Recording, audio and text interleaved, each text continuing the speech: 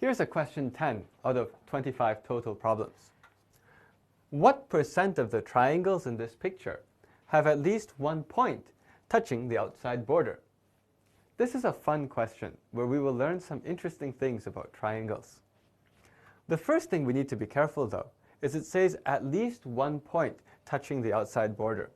So for example, obviously this one is a triangle with at least one point touching the outside border.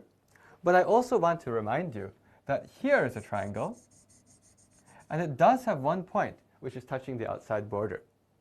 So what this is actually asking is it's asking for what percent of the triangles are these, which I'm coloring in red.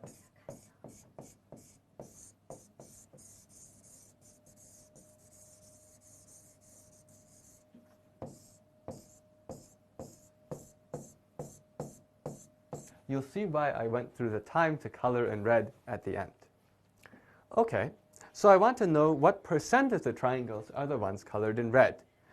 It will be useful to know how many levels there are in this picture.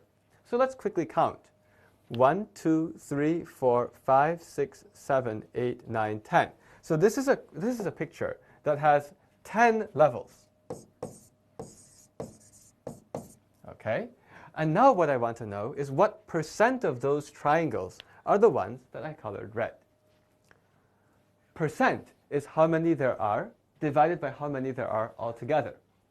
Maybe if we look at this, it might be very easy for you to see that the number that there are, you can do by, well, we'll do two ways. One way is to say, how many are there on each of those sides?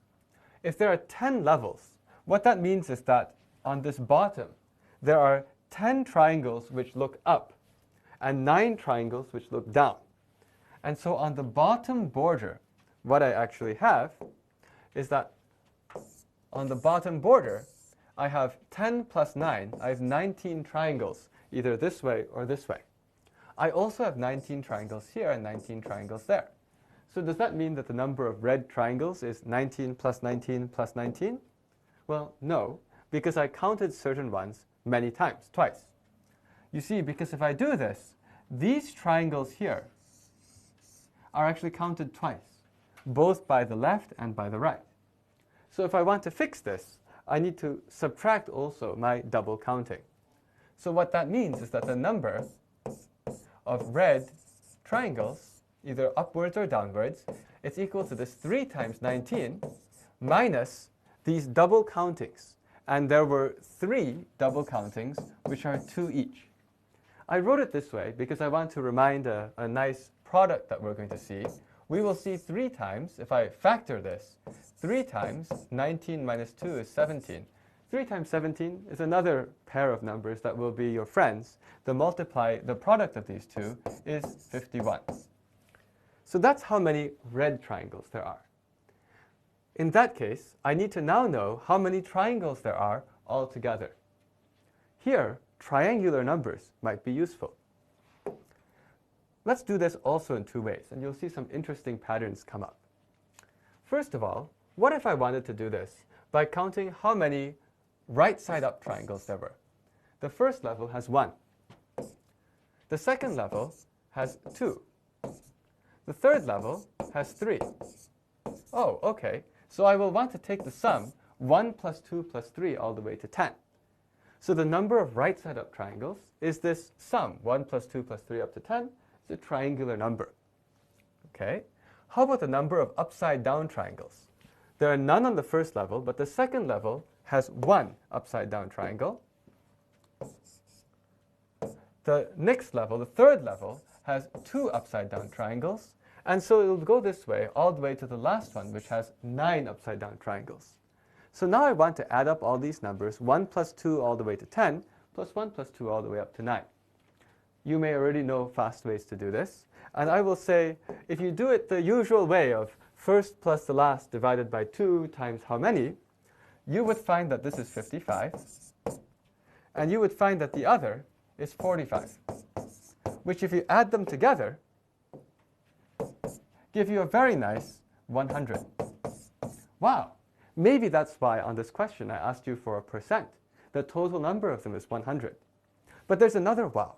Wow, 100 is such a nice number. Why is it so nice? Actually, that's a perfect square. If you look at this, actually, this is always a perfect square. The number of triangles in a picture like this is always a perfect square. Look, suppose I cut it off at the second level. 1 plus 2 plus 1 is 4. What if I cut it off at the third level? 1 plus 2 plus 3 is 6, plus 2 plus 1, 10. 1 plus 3 is 6, plus 2 plus 1 is 9. 9 is another perfect square. Actually, the number of triangles in this picture is always just the number of levels squared. And here's another way to see that, a proof by a picture.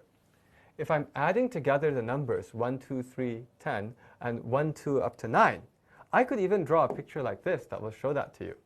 Here's how I can draw 1, 2, 3. Here's 1, here's 2, here's 3, here's 4. Okay. If I was doing that, imagine I went all the way to 10. I'll show you 1, 2, 3, 4, plus 3, 2, 1. Once you see this, then you see that actually, here would be 3, here would be 2, and here would be 1. And this proof by picture shows how when you add two triangular numbers like this, you get a perfect square. Okay, well, to finish this whole problem off then, what we can say is, in that case, I can check my answer in a very nice way. I already know there are 100 triangles in the whole thing. There are 100 triangles altogether. I know also that there are 51 red triangles because we counted and we subtracted. Well, how many other triangles are there? It should be a perfect square, right?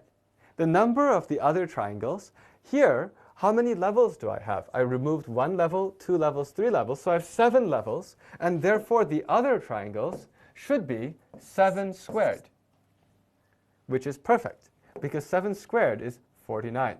And so, actually, all of my numbers check out, and this is how I know I didn't make a mistake.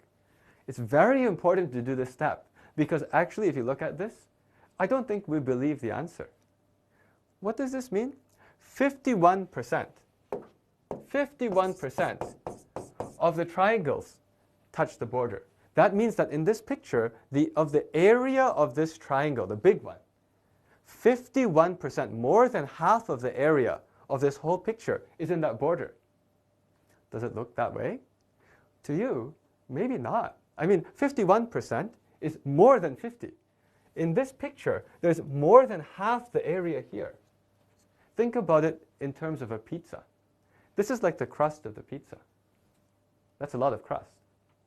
And this sort of idea of how area actually builds up a lot at the edge is actually true.